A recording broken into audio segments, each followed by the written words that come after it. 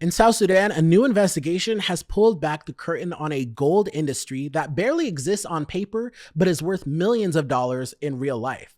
A report by the Swiss organization Swiss Aid, echoed by local media, describes South Sudan's gold sector as almost entirely informal and highly illegal, dominated by unregulated artisanal mining.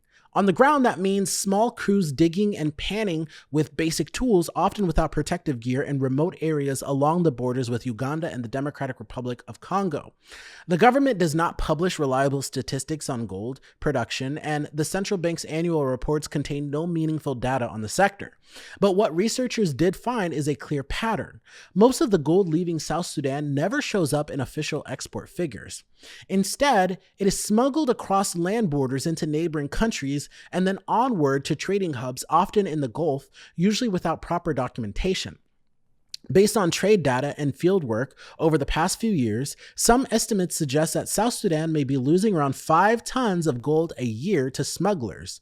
That represents millions of dollars in value that never reaches the national treasury.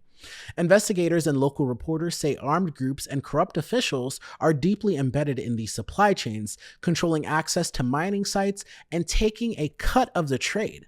Miners are often paid in cash at rates that reflect the weakness of the South Sudanese pound and unattractive official exchange policies, which pushes the business even further into the shadows. For ordinary South Sudanese, the disconnect is stark. On paper, the country is very rich in oil and minerals, but in reality, the state faces repeated budget crisis, aid is being cut, and basic services from healthcare to education are underfunded.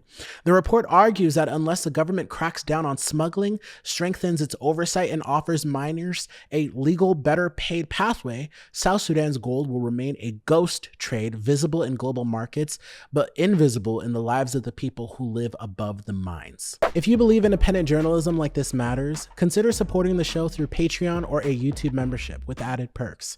For as little as $1 a month, you can help us keep telling the stories that go far beyond the headlines and bringing valuable information to the masses. We don't have big donors or sponsors. We are truly building this pure and from the ground up. If you've gotten something out of these videos, please consider becoming a supporter today and be sure to follow the show so that you don't miss any new updates.